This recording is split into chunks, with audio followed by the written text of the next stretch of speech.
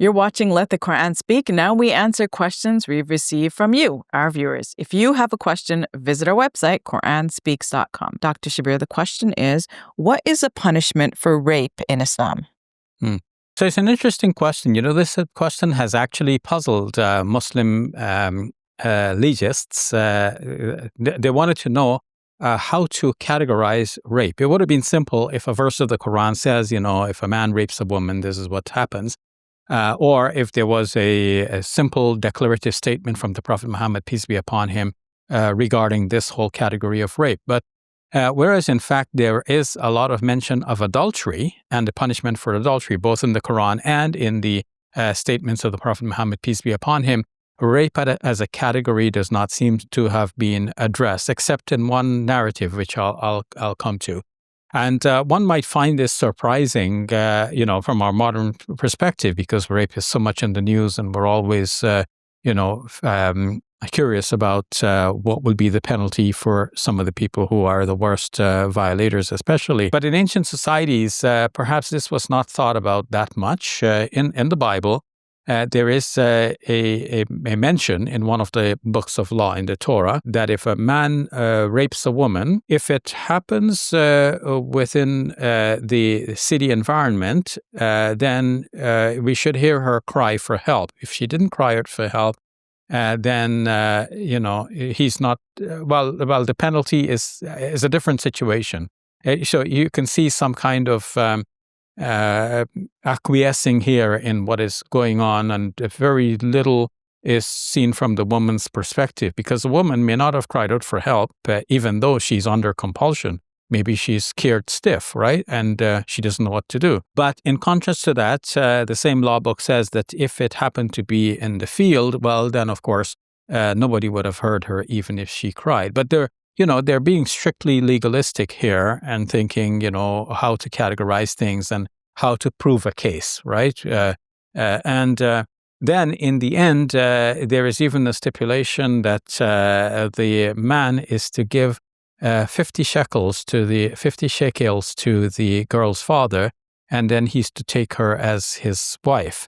In which case, it means that the poor girl would be forced to live with her rapist, until he decides to divorce her, if at all. Mm-hmm. So this shows that in ancient times, things like this were not seen. These things were not seen from the perspective of women and what they're going through. But with the flow of the centuries after the scriptures were written, more and more came to be written, especially from the women's point of view. And then we can see that, we have to rethink some of these things. But the Muslim legists had to try to categorize rape because they recognized from very early on, we see discussions about this in the 2nd century about how to categorize this. So is it going to fall under adultery because it's a kind of adultery? A man rapes a woman who is not, obviously she's not his wife. It means that he's committing adultery with her, though it's a different type, but still. Some said, let's categorize that as adultery, and that would mean that he gets one of the stiffest penalties in Islamic law. If he happens to be married already, they would award him stoning to death. And if he wasn't yet married, then they would give him 100 lashes and banish him from the society. So still, it's a stiff penalty, and it's hard to imagine a stiffer one than this, even if we call this rape or we categorize this differently. But still, a person who has been raped would like to know that this has been acknowledged as a rape. It's not just simply adultery, right? It's a different category. Now, support for this interpretation, like categorizing this as adultery, is found in a narrative. It is mentioned that a woman was actually going to the mosque in the time of the Prophet, peace be upon him, and a man raped her. And she called for help. And eventually the man was found, and he confessed. And the Prophet Muhammad, peace be upon him, himself awarded him the punishment that was due for the crime of adultery. And now, on the other hand, there is another category of crimes in the Quran that Muslim scholars label under the title hiraba, which means something like highway robbery. Okay. This is based on the 5th chapter of the Quran that says, إِنَّمَا جَزَاءُ الَّذِينَ يُحَارِبُونَ اللَّهَ وَرَسُولَهُ. Certainly the penalty for those who wage war against God and His Messenger are only these. And then the penalties are described one after another, which seems to be a list of 4 options given to the jurists, but or to the judge. And sometimes these options are combined, sometimes they're treated separately. Nonetheless, here we have some stiff penalties like being put to death or even being crucified is the manner of being put to death. And of course, it might end with banishment. And in modern times, one may say, okay, putting a person in prison might be a way of banishing him from the land. The people of the land will be safe from his evils.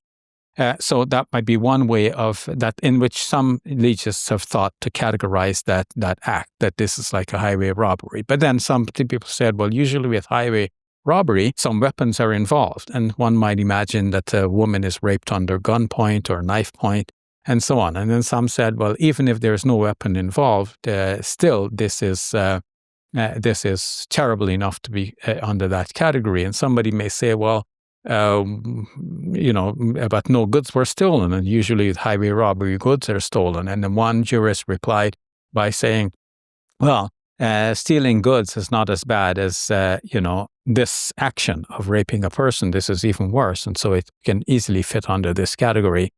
And so obviously severe penalties as well. But both are makeshifts in that there is no specific penalty for rape as a particular category of crime. In our modern times, then what do we do, right? In our modern times, I think, Sophia, we can recognize this as a crime of its own category, and we can say it has elements from both of those as an adulterous act and also as an act of usurpation or ightisab or exploitation or forced acquisition of what really belonged to someone else, and violating someone else's right to one's own personhood. The penalties, if we see this as a separate category, we can enact penalties which are fitting with our time and place and circumstances, and which are appropriate as a deterrent and also as a way of rendering satisfaction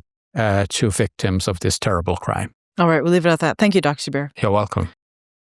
Assalamu alaikum. Welcome to Muslim Media Hub, the new home of Let the Quran Speak. Here we spread positivity and good. We help people experience the beauty of Islam and help them appreciate and understand Muslims. This beautiful building we purchased at cost $2.3 million. Yeah, we've already raised a third of that money, and with your help, inshallah, we can pay off the rest. So we're looking for people who can give $1,000 each. If you can be part of the select group, that's amazing. Otherwise, just please give whatever you can. Every dollar counts. It's our collective responsibility to share the message of Islam with our fellow human beings. Please help us continue this good work. It's a sadaqah jariyah, something that will continue to be a benefit to the Muslim community long after Safiya and I are gone. Please support our work at muslimmediahub.com. Your support is zakat eligible and tax deductible. May Allah bless you and your loved ones today and always. Assalamu alaikum. Assalamu alaikum.